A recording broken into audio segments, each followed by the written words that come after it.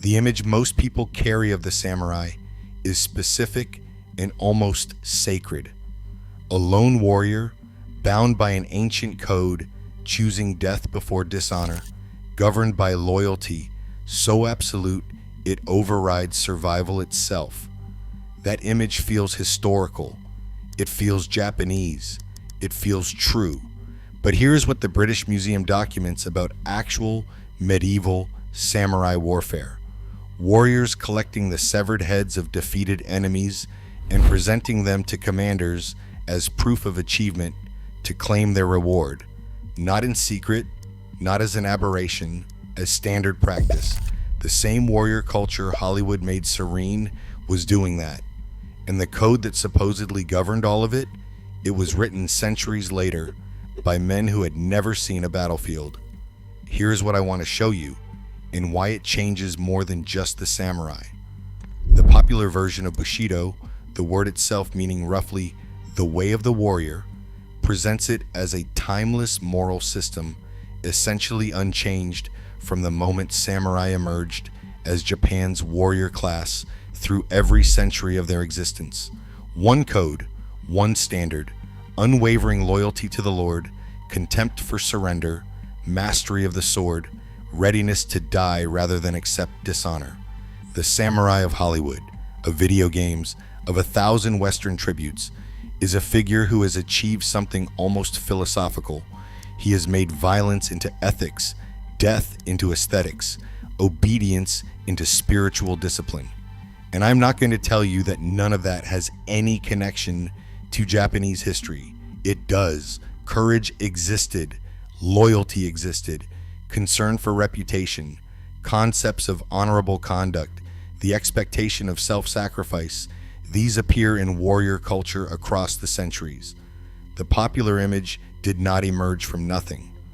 What I want to trace is how something real, partial, and historically specific got compressed, then formalized, then weaponized, then exported until the result had almost no accurate relationship to how most samurai across most of Japanese history actually lived and made decisions. That transformation is one of the stranger processes in modern cultural history, and the key to understanding it is recognizing exactly when the famous code was actually written and why. The script I'm working from here draws primarily on medieval warrior house codes from roughly the 12th through the 17th centuries, the institutional scholarship from sources like the British Museum and Metropolitan Museum of Art on Tokugawa-era transformation, the documented Edo period philosophical texts including the Hagakure, Nitobe Inatsu's 1900 book, Bushidō, The Soul of Japan, and the historical record of Meiji-era nationalist reconstruction. The boundary matters because many popular claims about samurai project texts written during peace onto centuries of active warfare. And when you separate those layers, the story that emerges is genuinely more interesting than the myth. Start with the medieval battlefield, because that is where the gap between the popular image and the documented record is funest. Samurai emerge as a recognizable warrior class from roughly the late 12th century onward, when the imperial court's power declined and provincial military commanders filled the vacuum. The word itself originally described armed retainers, men who served powerful lords in exchange for land, protection, and the possibility of advancement. In that exchange, land for service, is the foundation you have to understand, because it shapes everything about how medieval samurai actually behaved. This was not a system built on abstract loyalty. It was a system built on concrete obligation, and the obligations ran in both directions. A samurai served a lord. The lord granted land and reward. If the lord failed to deliver, or if a more powerful lord offered better terms, or if the political situation shifted dramatically enough that a samurai's entire family faced destruction, the calculus of loyalty changed. Medieval Japanese warfare involved defections, strategic betrayals, shifting alliances, and hostage-taking as routine political instruments. These were not failures of the code. They were features of how the system actually functioned. The head presentation practice that the British Museum documents is worth staying with because it cuts directly against the cinematic image of samurai combat as a kind of ritualized, almost spiritual, one-on-one encounter between equally matched warriors. In medieval Japanese warfare, killing an enemy of sufficient rank entitled you to a reward, but you had to prove the kill.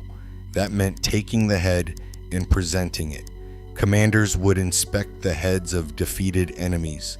There were procedures for cleaning and preserving them, for recording names, for formal presentation. This was not secret or shameful. It was how achievement was demonstrated and reward was claimed. None of that fits the Hollywood frame. And the reason it doesn't fit is that the Hollywood frame was built from a different historical moment entirely. There was no single unified code governing medieval samurai behavior. What actually existed were multiple warrior house codes, specific to individual clans, regions, and eras, prescribing different obligations, different priorities, different standards. Some emphasized loyalty, some emphasized military skill. Some were primarily concerned with maintaining family honor across generations, which sometimes meant loyalty to a lord and sometimes meant survival of the family line above all else. These codes overlapped, contradicted each other, and changed over time. The idea that there was one bushidō, rigid, universal, sacred, governing every samurai from the 12th century onward is a retrospective construction. And here is the detail I want you to hold. The text that most directly gave the Western world its image of samurai psychology, the text that contains the famous line about living as if one is already dead, was compiled in the early 18th century. Not the 12th, not the 14th, the 18th. That is the Hagakure, and I'll come back to exactly when and why it was written, because the circumstances matter enormously. For now, keep that date, early 1700s, written down during a period when samurai had not fought a significant battle in roughly a century.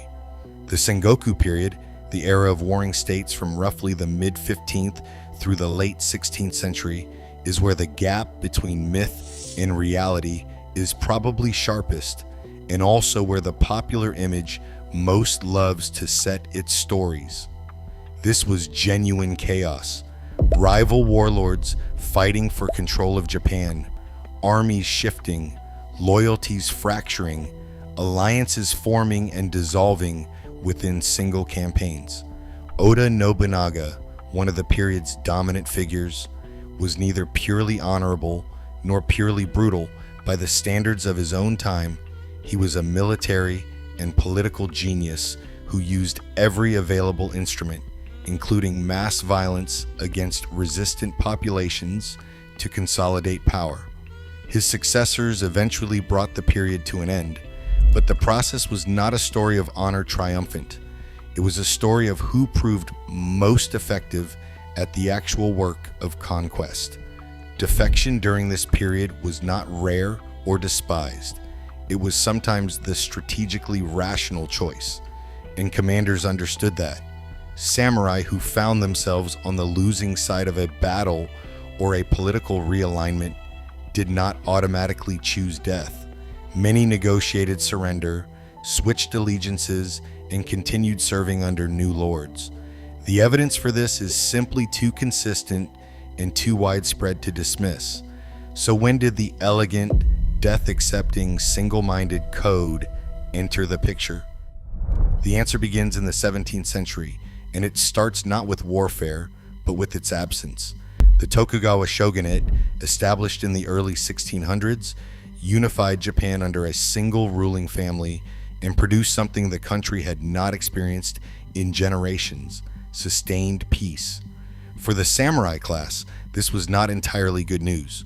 A warrior class without wars is a class without a clear purpose, and the samurai, who still occupied the top tier of the official social hierarchy, still wore swords, still received stipends from the state, but increasingly served as administrators, bureaucrats, and minor officials rather than fighters. This created an identity crisis that lasted for most of the Edo period. And into that crisis stepped philosophers and thinkers who tried to define what a samurai was supposed to be when there was no one left to fight. That is the chapter we have not reached yet. But notice what has already happened here. We started with a timeless code. We found a medieval battlefield where heads were collected as proof of achievement, where loyalty was contingent on reward, where no single universal doctrine governed anyone. And now we're arriving at a long piece in a warrior class trying to figure out what it is for. The code is about to be written, not discovered, written. The Tokugawa peace did not arrive gently. It arrived as the deliberate product of a political system designed to prevent the chaos of the Sengoku period from ever returning. The shogunate controlled movement, restricted trade, froze the social hierarchy into law, and kept rival lords permanently off balance through a policy called Sankin Kotai, requiring regional lords to spend alternating years in the capital, Edo, leaving their families there as effective hostages when they returned home. It was brilliant, ruthless, and extraordinarily successful. Japan did not experience large-scale internal warfare for roughly 2.5 centuries. For most of the population, that was an improvement. For the samurai, it was an existential problem. The samurai class numbered in the hundreds of thousands by the Edo period. They were legally distinguished from farmers, artisans, and merchants. They wore swords as a mark of status. They received stipends from the domains they served, and they had almost nothing to actually fight. Some worked as administrators, some became teachers, some fell into debt, pawned their swords, and survived on the margins of the hierarchy they were supposed to represent. A class built entirely on the premise of military readiness was living through a century, then another century, of administrative paperwork and ceremonial obligation. This is when Yamaga Soko enters the story, and his project is worth understanding clearly, because he was not describing a tradition. He was inventing a justification. Yamaga was a 17th century scholar and military theorist who recognized the samurai's problem directly. If their only legitimate function was warfare, and there was no warfare, then their entire social position was philosophically indefensible. His response was to redefine the samurai's purpose entirely. The samurai, he argued, existed to model ethical conduct for the rest of society, to be a living example of virtue, discipline, loyalty, and moral seriousness. The sword was now symbolic of something interior. The samurai's role was not to fight, it was to embody a standard. This was a genuine intellectual project, and it was responding to a genuine crisis. But recognize what it was doing. It was constructing a philosophical identity for a class that had already stopped performing its original function. The code was being written because the warriors had run out of war.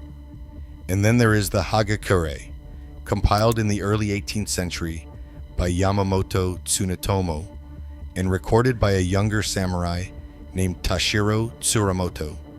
The Hagakure is the text that gave the Western world many of its most persistent ideas about samurai psychology. Its most famous line, that the way of the samurai is found in death, that one must live as if already a corpse, has been quoted, reprinted, and referenced so many times that it now feels like it must represent something ancient and universal. Yamamoto Tsunetomo was a samurai who had served a lord, expected to follow that lord into death through ritual suicide when the lord died, and was legally prevented from doing so because the practice had been officially banned. he spent the rest of his life as a Buddhist monk, dictating his reflections to Tashiro. The Hagakure is partly a record of a man working through profound frustration, mourning a role that no longer existed, insisting on an ideal that the world around him had already made obsolete. This is the payoff of the detail I asked you to hold from the first chapter.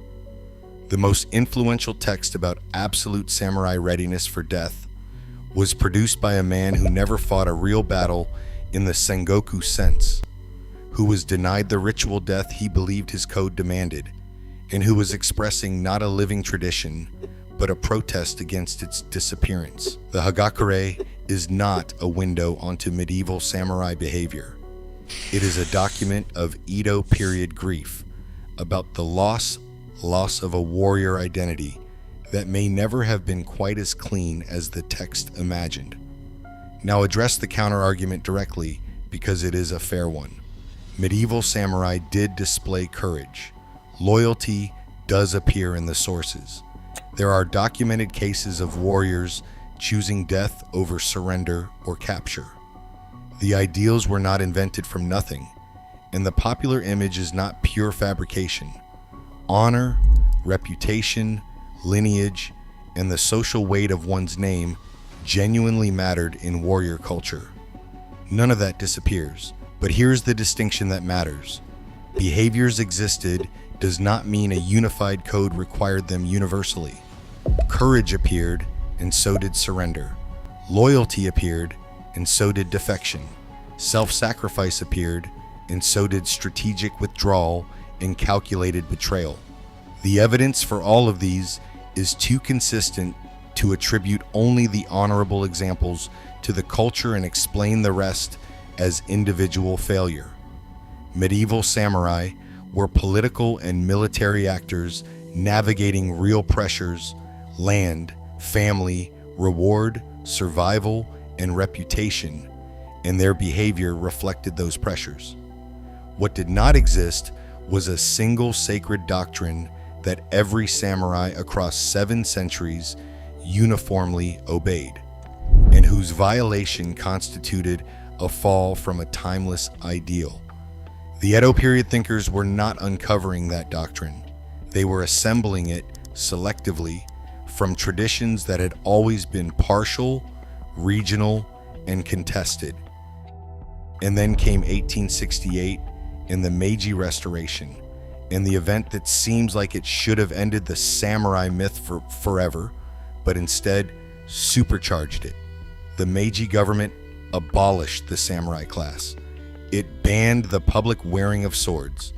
It disbanded the old domain system, stripped samurai of their stipends, and built a modern conscript army in place of a hereditary warrior caste. There were armed rebellions, including the Satsuma Rebellion of 1877, led by Saigo Takamori, the most famous, and they were crushed. By the 1880s, the samurai as a legally defined class had ceased to exist. What happened next is the reversal that most popular history skips entirely. The vanished samurai immediately became more useful than the living ones had ever been.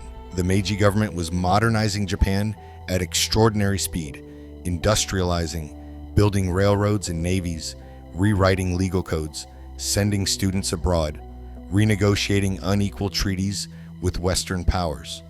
All of this required constructing a coherent national identity that could hold a rapidly transforming society together and present Japan to the outside world as a unified, serious civilization with deep moral roots. A warrior class that had just been abolished and that could therefore no longer be inconvenient was perfect material for a national myth. By the 1890s, Bushido was being systematically recast not as an Edo period philosophical construction, but as Japan's ancient, essential national spirit. The samurai became the moral ancestors of every Japanese citizen, their code the foundation of national character. This was deliberate, it was politically motivated, and it worked.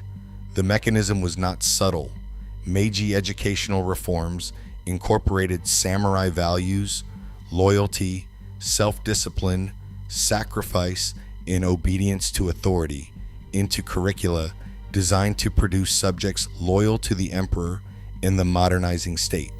Military culture drew directly on samurai imagery.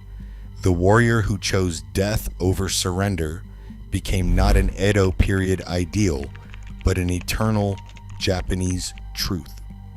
And this is where the second planted detail from chapter 1 comes due. In 1900, a Japanese scholar and diplomat named Nitobe Inazo published a book in English called Bushidō, the Soul of Japan.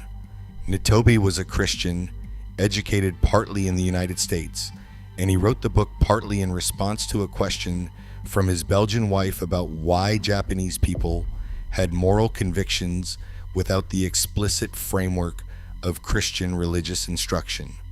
His answer was Bushido, and he built his argument by comparing samurai values to European chivalry, presenting Bushido as Japan's equivalent of the Western knightly tradition, a parallel system of honor, loyalty, and self-sacrifice that any Western reader would recognize and respect.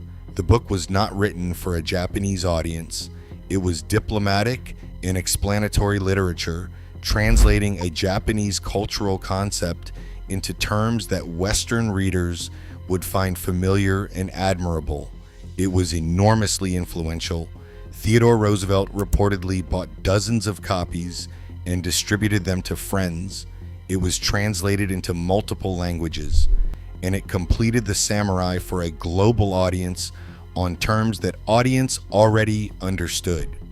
Nitobe's Bushido is not an ethnographic record of how medieval samurai actually lived. It is an early 20th century argument about Japanese moral civilization written in English, structured around a comparison with European chivalry, and aimed at improving Japan's standing in Western eyes. Reading it as direct evidence of ancient samurai practice is like reading a Victorian gentleman's defense of chivalry as a reliable guide to how actual medieval knights behaved. But the book went into the world, and the world received it as history. The Meiji reconstruction of Bushido was not yet finished.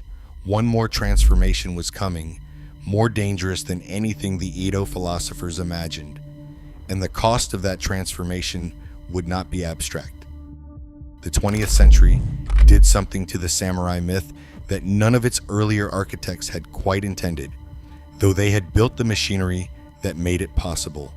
By the 1930s, Japan was governed by military factions who had absorbed the Meiji nationalist project and pushed it to its logical extreme. The emperor was sacred, the nation was a family, and the samurai, now several decades dead as a legal class, had become the spiritual template for every Japanese soldier. Bushido was no longer a philosophical text or a diplomatic argument. It was military doctrine. The consequences were not symbolic. Soldiers were taught that surrender was not merely dishonorable, but essentially impossible, that a true Japanese fighter, inheriting the samurai tradition, chose death before capture. This was enforced through a combination of indoctrination, peer pressure, institutional structure, and genuine belief. The results included the treatment of captured enemies as contemptible, mass civilian suicides on islands where surrender was presented as unthinkable, and the kamikaze program, which sent thousands of young men to their deaths under the explicit framing of samurai self-sacrifice. None of this was medieval practice recovered. It was Edo period philosophy run through Meiji nationalist machinery and applied with lethal force to industrial warfare. The gap between the origin of these ideas and their 20th century application is enormous, and the human cost of that gap was enormous too. What had begun as a peacetime intellectual project to justify a bureaucratic class had become, through several stages of political transformation, a system that made dying mandatory and surrender shameful for millions of people. That is what happens when a myth built for one purpose is seized by institutions operating under entirely different pressures. After 1945, the transformation continued, but in a different direction. The American occupation of Japan involved a complicated relationship with Japanese culture, including its warrior traditions. Bushido was identified by some American analysts as a source of the militarism that had produced the war, and certain aspects of its public promotion were suppressed. But the samurai, as a cinematic and cultural figure, was not erased. Japanese filmmakers were producing samurai films throughout the post-war period, and these films were doing something genuinely complex, processing national catastrophe, questioning authority, interrogating the samurai's own mythology in ways that the Meiji state never would have permitted. Akira Kurosawa's films are the most famous examples in the West, and they matter here because of what they actually do, which is often the opposite of what their Western reception assumed. Seven Samurai, released in 1954, is partly a film about samurai obsolescence. The warriors win the battle and lose everything else, defending a village that cannot sustain them and for a society that has moved past them. Rashomon, released in 1950, is structurally about the impossibility of a single authoritative account of any event. These are not celebrations of Bushido, they are interrogations of it.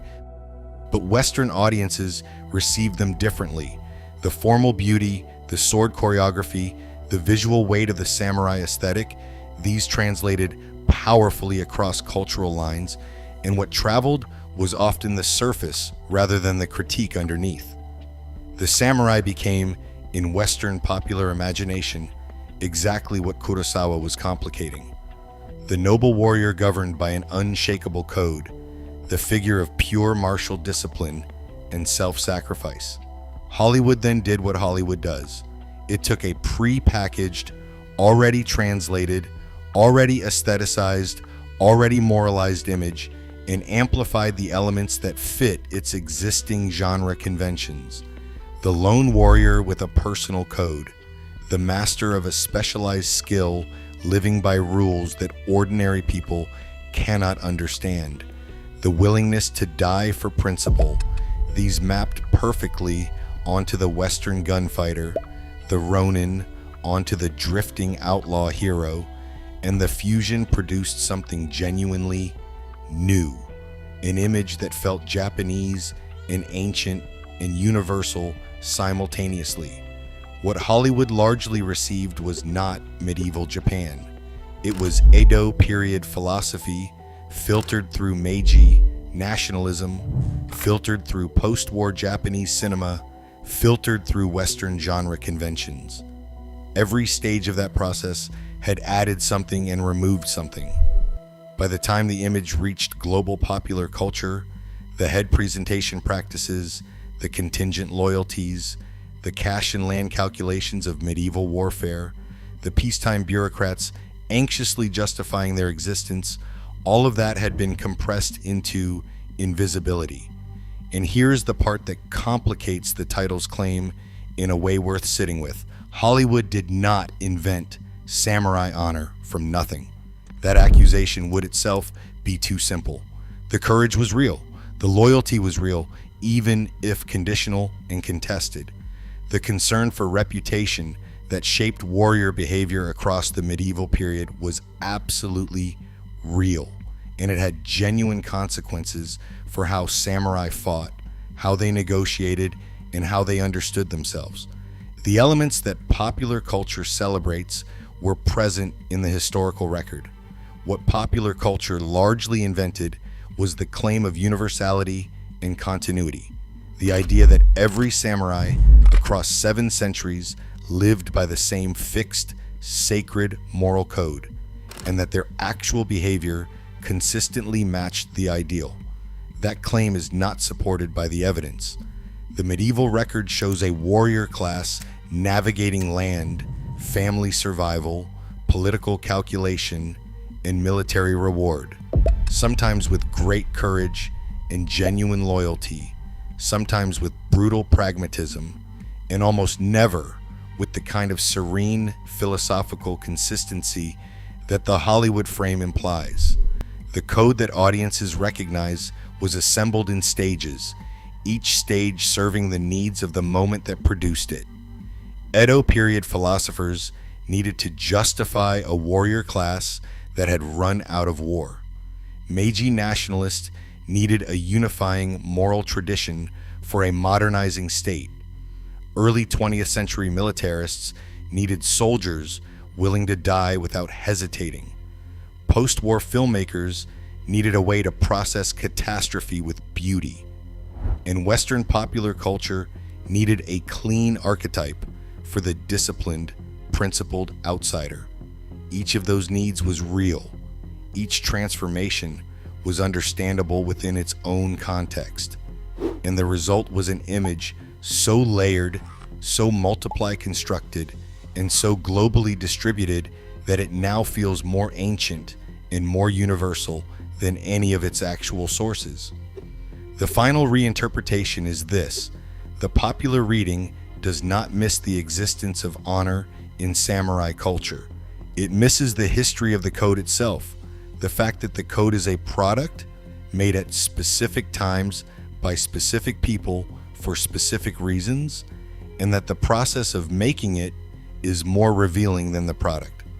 What we think of as the samurai's timeless inner discipline is actually evidence of a recurring historical pattern. Societies under pressure reach backward and construct the past they need, and then they protect that construction by making it feel eternal. Return now to the Hagakure. To Yamamoto Tsunetomo, dictating in a Buddhist monastery, denied the ritual death he believed the code demanded, describing a readiness for death that the world around him had decided was no longer appropriate. The most famous image of absolute warrior commitment was produced by a man navigating the failure of the very world that image was supposed to represent. He was not recording a living tradition. He was refusing to accept that it had ended. That text went forward. It was read by Meiji reformers who stripped out the grief and kept the doctrine. It was used by military instructors who stripped out the philosophy and kept the command. It was translated for Western readers who stripped out the historical context and kept the aesthetics. And it became, through all of those compressions, the voice of something that had never quite existed as described. A perfect warrior culture, consistent and eternal, whose inner life was always already at peace with death. The samurai Japan actually produced across 7 centuries were something more difficult and more interesting. Political actors, family men, bureaucrats, administrators, occasional philosophers, and sometimes genuinely courageous warriors, all living inside a system that was always changing and never resolved the question of what loyalty truly required when survival and obligation pointed in different directions. That question was never answered for them. The code was the attempt to answer it. The myth was the insistence that the answer had always been obvious.